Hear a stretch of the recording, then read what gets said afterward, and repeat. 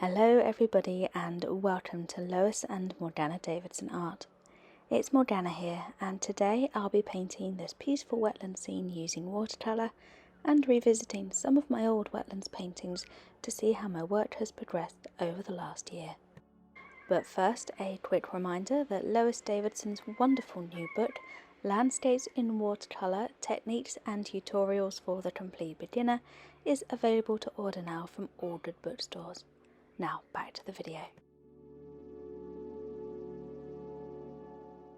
I'm painting on hot press paper from Saunders Waterford today, which is a really lovely smooth paper to paint on, although for those who like a little bit more texture in their watercolour paper, I would recommend painting the scene on cold press.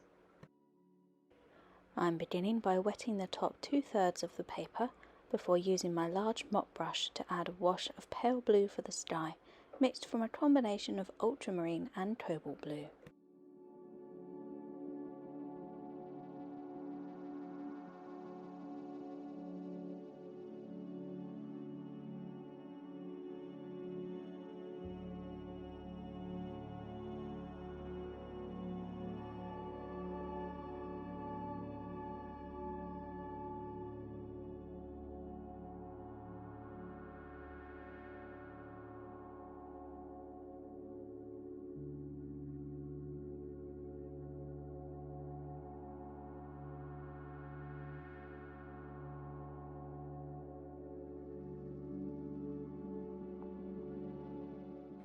To add simple clouds, I'm using opaque watercolour paint and painting them wet and wet to get nice soft diffused edges. The specific paints I'm using here are Lavender Blue from Shinhan Art and Grey of Grey by Holbein, both of which are lovely opaque watercolour paints. I've also mixed in a small amount of neutral tint just to deepen the colour, which you can always add more of for darker and more dramatic clouds.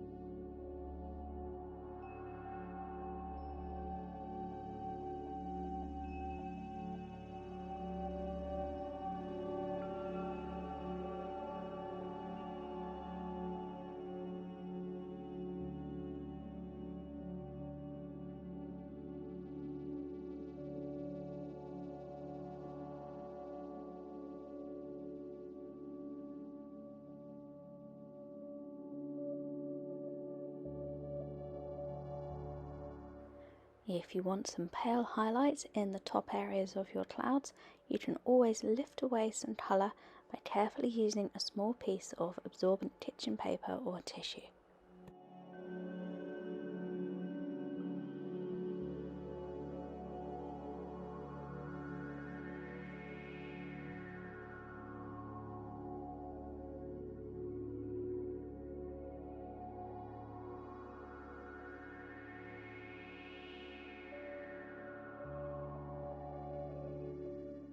Once you're happy with the sky, leave it to dry fully before repeating the same process to create the water and the reflected sky below, painting this time across the lower third of the paper.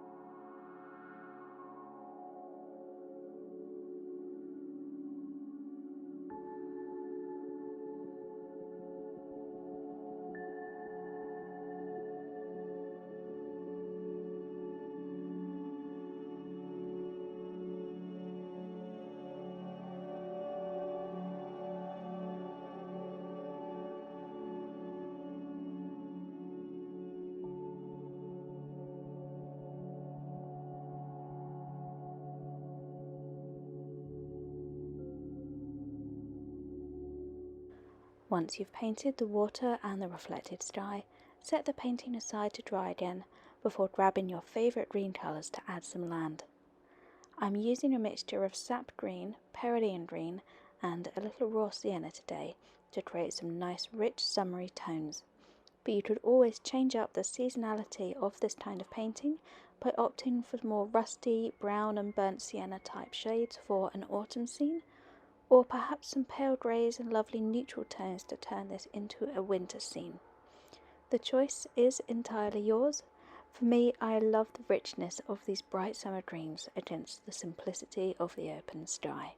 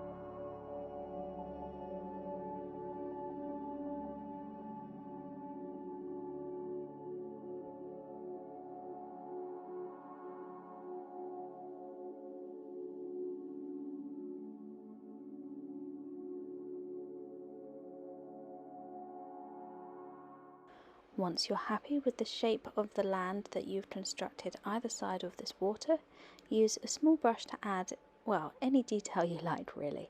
I've opted for some simple distant tree shapes today, painted very simply using some more pale green mixed from sap green and raw sienna.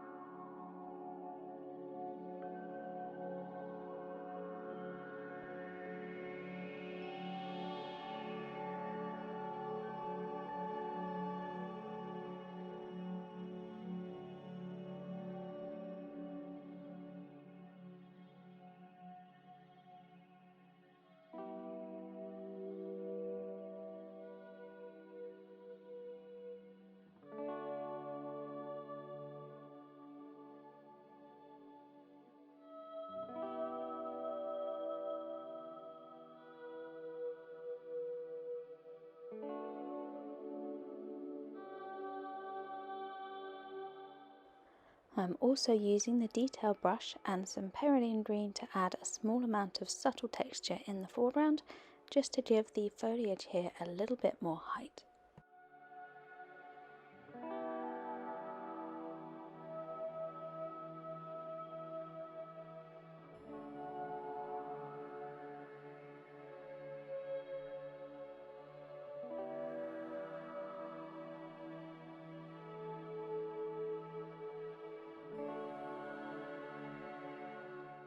So for me, that's the finished painting. The temptation here is to go mad adding some more plants, some lovely reed beds perhaps, or a flock of geese or ducks flying high across that beautiful sky. However, at this stage I really love the simplicity of this scene and how peaceful it looks, and the soft inviting beauty of that wide open space.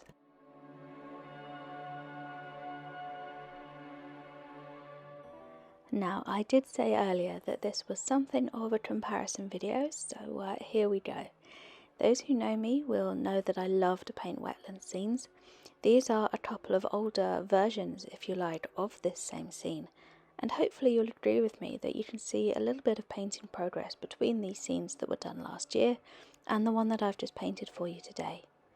I think the washes are cleaner, the colours a little bit brighter, more vibrant, the clouds more natural looking, and actually it's really such a good thing sometimes to look back at your old work and see just how far you've come, even if it may not feel like it on some days. So that's today's demo. I hope you all enjoyed watching it and hopefully felt inspired to paint a wetland scene of your own. Have a wonderful rest of the week, everybody. Wishing you all the best and happy painting.